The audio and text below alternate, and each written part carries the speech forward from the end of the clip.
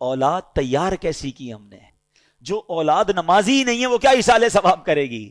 جو اولاد قرآن پڑھنا ہی نہیں جانتی وہ کیا ایصال ثواب کرے گی؟ جس اولاد کو نیکی کرنے کا شوق ہی نہیں ہے وہ آپ کو کیسے ایصال ثواب کرے گی؟ اگر باپ بھی نمازی تھا، بیٹا بھی نمازی تھا، بیٹی بھی نمازی تھی، گھر میں قرآن خوانی ہوتی تھی، رمضان کے روزے رکھے جاتے تھے، شب برات اور شب جناب قدر وغیرہ بڑی راتوں میں عبادتوں کا سلسلہ تھا، تو جب باپ مر بھی جائے گا اولاد کو یاد آئے گا آج بڑی رات ہے، عبادت کی رات ہے، چلو والد کی قبر پر چلتے ہیں، چلو اسے کچھ ایصال ثواب کرتے ہیں، آج جمعرات کی رات ہے ابو کو یاد کرتے ہیں۔ ہم نے اولاد کیسی تیار کی ہے؟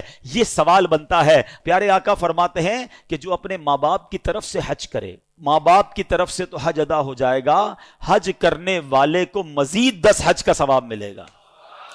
یعنی ہمارا بھی لاٹری ہے نا، ماں باپ کو تو ثواب ملے گا ہی ملے گا، ملٹی پلائی بائی ہو کر 10 ہمیں بھی ملے گا۔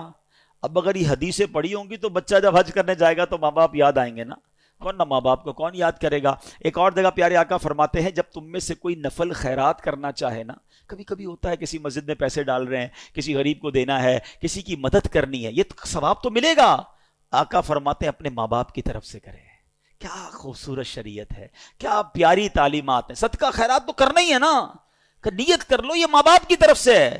نبی پاک فرماتے ہیں اس کا ثواب انہیں ملے گا اور خیرات کرنے والے کے ثواب میں بھی کوئی کمی نہیں آئے گی، تمہیں بھی ثواب ملے گا، ماں باپ کو بھی مل جائے گا۔ سچ بتاؤ جب ماں باپ کو کوئی بیٹا روز ثواب پہنچاتا ہوگا ان کی روح کتنی قبر میں خوش ہوتی ہوگی۔ بیٹے نے ظہر پڑھی ہے تو دعا کی ہے، عصر پڑھی ہے تو دعا کی ہے، تھوڑے پیسے خرچ کی ہیں تو ثواب پہنچایا ہے، جمعہ ہوا ہے تو قبر پر آ کر یاسین سنا کر گیا ہے، عمرے پر گیا ہے تو میرے نام کا عمرہ کیا ہے، حج پر گیا ہے تو مجھے نہیں بھولا، مزار پر گیا ہے تو مجھے یاد کیا ہے، کسی غریب کی مدد کی ہے تو مجھے یاد کیا ہے، میرے مرحوم میرے مرنے کے بعد میرے رشتہ داروں کا بھلا کر رہا ہے۔ یہ وہ کام ہیں جو کر کے ہم اپنے مرحوم والدین کی روح کو خوش کر سکتے ہیں۔